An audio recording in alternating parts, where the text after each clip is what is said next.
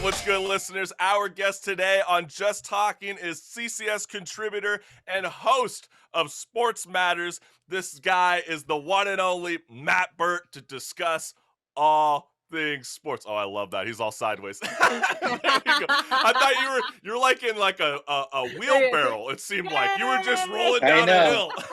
I know, right? But how's it going, Matt? We're beyond stoked to have you back on the Chris College Show, Millennial Talk Show. And I got to say, Matt, Marissa and I were so impressed with you last time you were on. And that being said, it's time to put you through the ringer of sports trivia at the top of Just Talking. So we are going to see how high your sports IQ is in the NBA universe. And to me, this is going to determine whether you're qualified to speak on the opening topic, all right?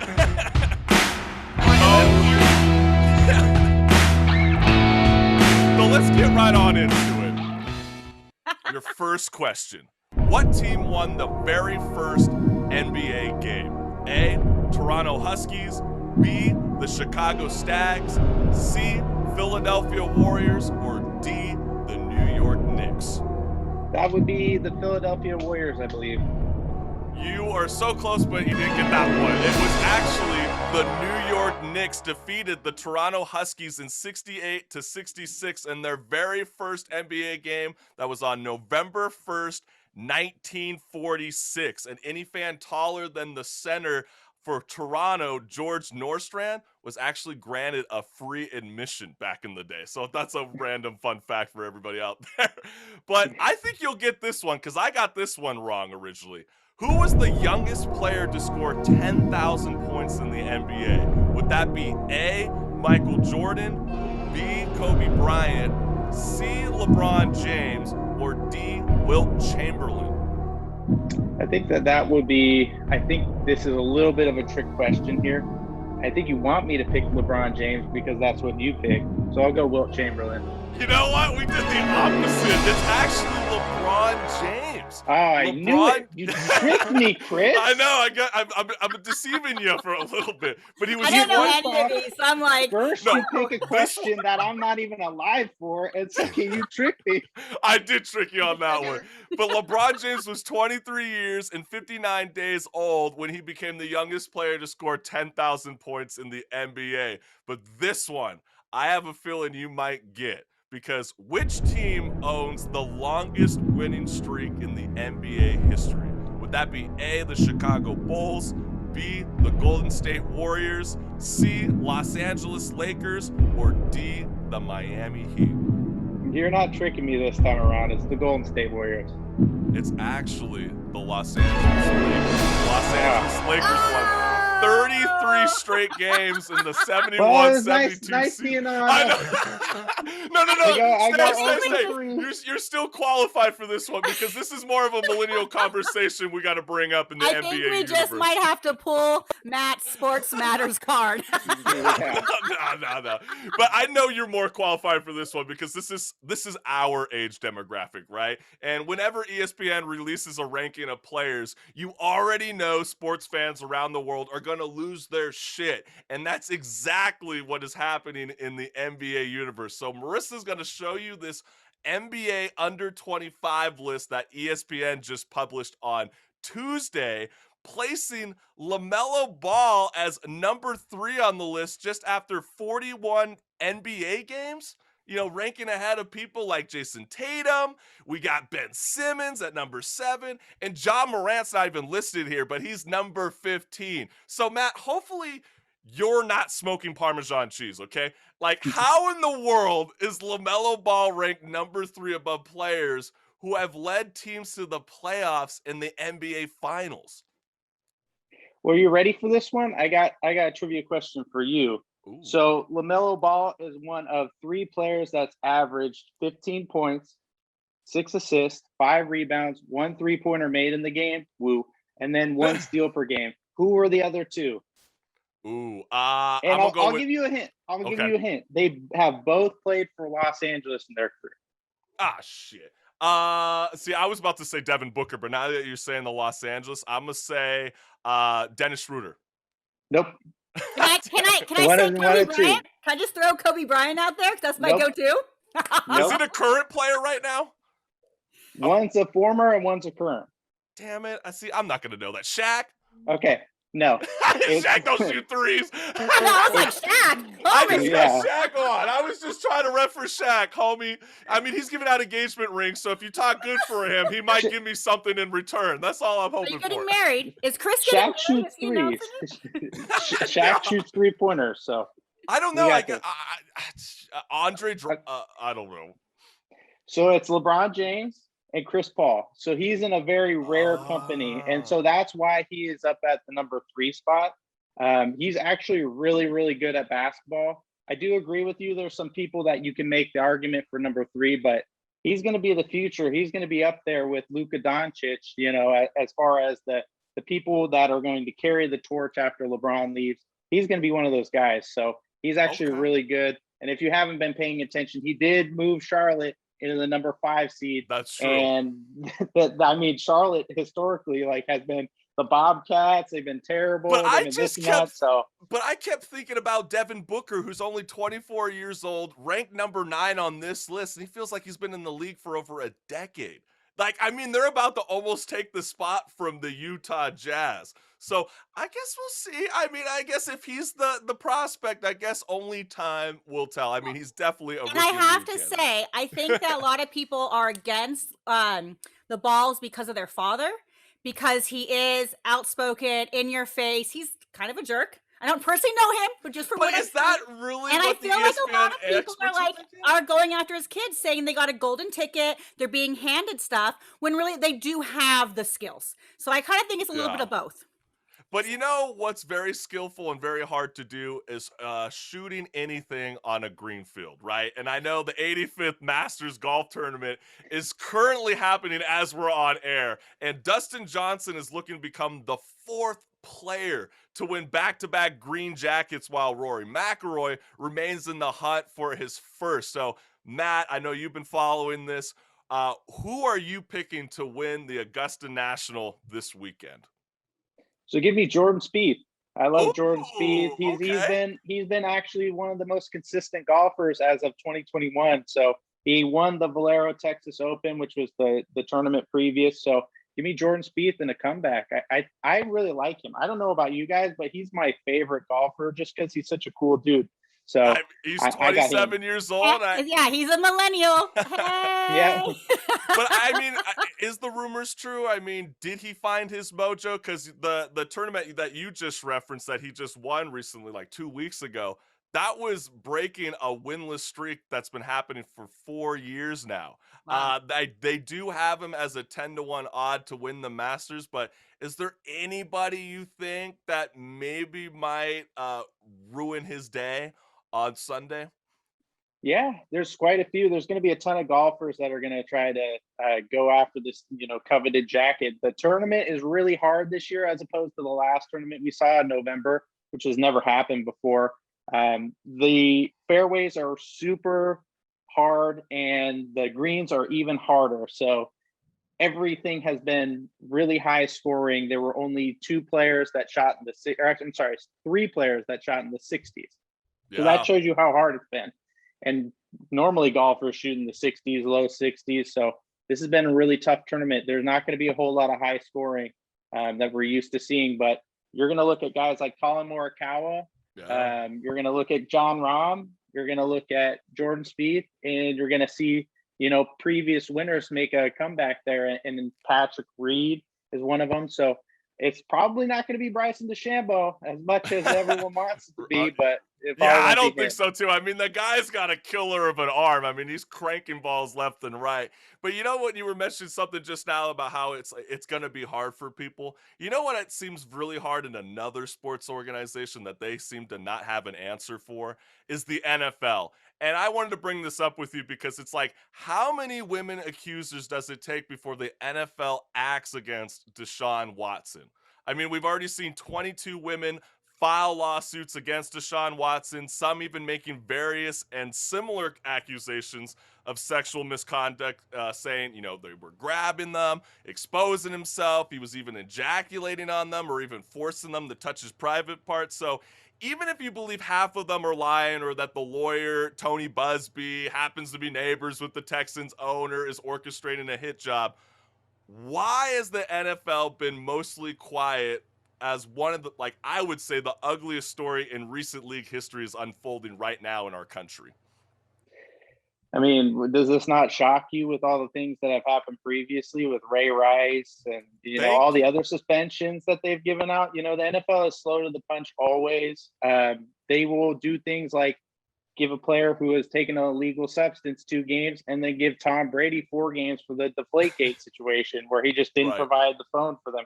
So the NFL really, like, their morality is not great in general. So I think they're still kind of waiting this out because it's going to be really hard to prove everything. Like, I'm not saying that. Yeah, right. I'm not trying to draw away from what is going on. Let me throw this perspective at you, because Marissa and I were talking in private actually yesterday before the show about this, and the one thing that I was telling her about was my guy, Big Ben, remember Pittsburgh Steelers, he got accused of sexual misconduct. He was actually suspended from the NFL for 6 games, and then later the investigation by the police confirmed that he was never charged with that crime. But do you think that the NFL and Roger Goodell is holding back on punishing Deshaun Watson because he doesn't actually have a team that he's on right now, that they can't literally do anything to touch him? Do you think that's maybe one of the reasons? Because to me, that kind of seems like a piss-ass excuse to not slap something against him. What do you think? Well, he is on a team. He is on the Houston Texans currently, even though he doesn't want to be. He's still on the roster and be one of the highest paid players on the roster. But I guess they kind of consider him like a floated free agency, right? I mean, we all know he's not coming back. Yeah. And I don't think he's going to have, a job. If you look at what every other NFL team has done, the Niners went out and put themselves in position to get a quarterback. The Jets went and traded Sam Darnold to go get a quarterback. I don't think either one of them is going to trade for Deshaun Watson at this point. And those were the 2 biggest suitors. And then you have the Dolphins. I think they're going to stick with Tua. And then you have a couple other teams that were in the mix to get Deshaun Watson. It's probably not going to happen for him at this point. So I think he's going to be stuck with the Texans. And it's a little bit, I don't know what the NFL is going to do. I think they're just kind of in wait and see mode because I think they missed the mark with Ben. Well, I feel like they're not going to be allowed to wait much longer. There's way too many women with the same stories. It's already been circulating way beforehand that he is like this. So it's not like it's a shock to anybody that knew him, right, on here. And there's only so long the NFL can stay quiet till people start saying, hey, where's your stance? Where's that, hashtag me too? Are you going to be with it, against it? Obviously, due process must always happen. But this guy's still pulling a paycheck. And you have 20 plus women with the same scenario? Like, come on. I know that it literally took like 2 women for Andrew Governor Cuomo to actually get slapped with some repercussions. So it's kind of sad. I think it was 4 total with him now. 4, right. Well, but let's not forget, this is the same NFL that we're talking about that had Aaron Hernandez. Right. So they're not really. They want to make money. Character. They're a corporation. If they can make money, they're going to make money as long as they possibly can before they lose money. And that's where they're at. And I think you guys are both spot on. I do agree that Deshaun Watson definitely needs a due process. But you know what's not getting a due process is the MLB. And they just had another debacle when it comes to instant replay. So the New York Mets scored 2 runs in the 9th inning for a walk-off win that was 3-2 over the Miami Marlins on Thursday at Citi Field. So how they walked off has surely been the source of controversy for the MLB in the last 24 hours. And before we discuss, I think it's important that we roll the clip.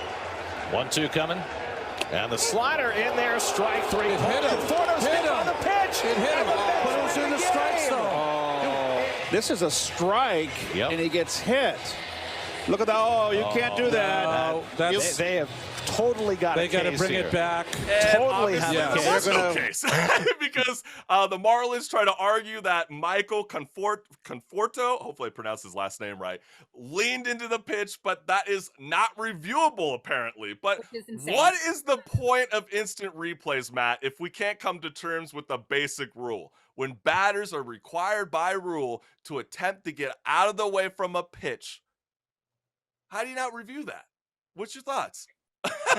I mean, you kind of hit it spot on. He didn't try to get out of the way of the ball, but there's no rule against you leaning into the plate. If you turn like this, right, and you're still technically leaning over the plate and it hits you, you're trying to get out of the way of the That ball. was not what happened. Yeah, no, That you was said not what happened. I'm just Okay, saying that I don't know. Look, there's Matt, a lot I of don't gray know area sports with the that rule. well. I don't know sports that well.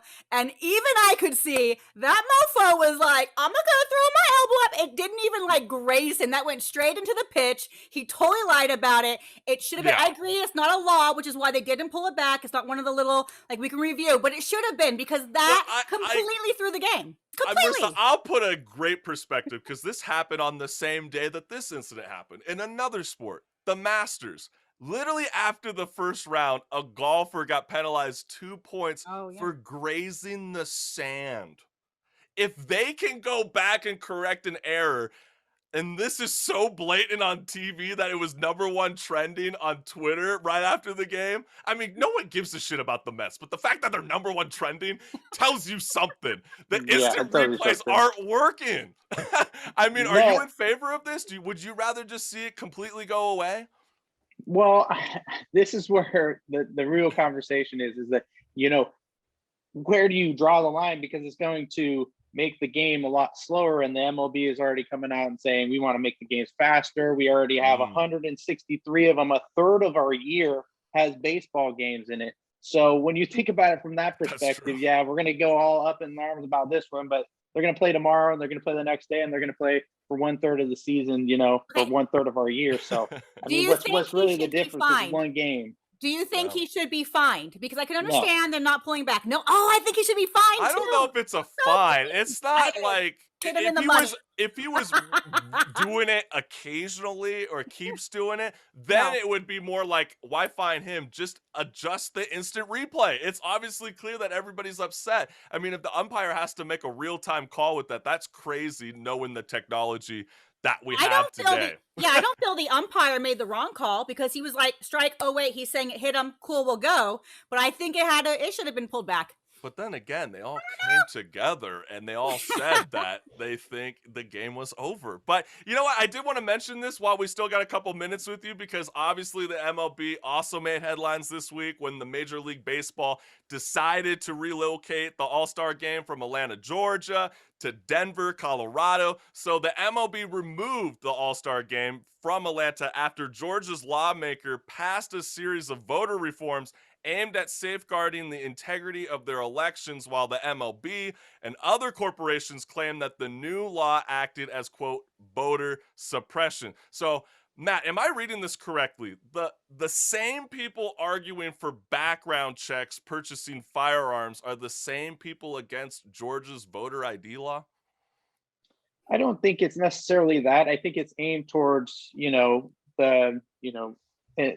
all the people that don't look like me and you, Chris, or me, you and Marissa. It's aimed for helping those individuals. And if you didn't notice, President Trump is calling the voters, the head voting person. I'm not a big political guy, but when you're calling someone saying, I want 11,700 votes, that kind of reads to me, okay, what's going on over there? And then when you take a look inside the hood in Georgia, and right now there's a conflicting, you have Atlanta, the city of Atlanta, that's predominantly Black, one of the most populated areas full of Black people in this country. And then you have rural Georgia that is just, a bunch of people that are kind of coming together and trying to find, some sort of divide between the both of them has risen so far that the whole voting narrative has become, is it going to be one person left or right? So it's becoming more and more the divide. And at the end of the day, it's going to move because the MLB wants it to move because they're siding with the people who are being, segregated against, in all honesty, But I because also, it is think oppressing them. I do Agreed. think it Agreed, is interesting, though, because they did move the game from Georgia to Colorado, and they actually have fewer weekends to go and vote, and they do require ID to go to the ballot. So Okay, that's actually, the only reason why I kind of laugh. Actually, Colorado is over 90% votes by mail. They do not Sure, have yeah. the restrictions that Georgia has. Georgia's restrictions are adding all the photo ID along with a second copy of either a utility bill or your social or anything that. Yeah. No. Colorado has 16 ways to verify your ID. Georgia is allowing 6, and they have to have the But photo ID. I guess I wish we had more time. Like, You're Apple is totally different. But you're absolutely correct, Marissa. I mean, Yeah. they have 4, but I mean, come on now. Majority of jobs in America, unless you're working under the table, require you to provide your last 4 digits of your social security. So it's not like the most essential item in life is an ID. But we can't dwell on this. We're running out of time. Voting too hard to do in areas that are rural and that are oppressed. They're purposely making it. And here's my thing on it. I don't care about the corporations want to have a political voice, even though I do agree with it. But I understand I got to move it on. But if they're gonna go political, they need to pay some taxes. That's all I'm saying. Yeah, we'll see what's up. Obviously, we couldn't extend on that one topic, but Matt, we love you, brother. Go ahead and check out his show. It's everywhere on audio streaming services. That show is called Sports Matters. Thank you again, Matt Burt, for joining the Chris College Show, Millennial Talk Show. Thank you. Yeah, thanks, Chris. Thanks, Marissa. We'll see you around, fam. Peace. See you around.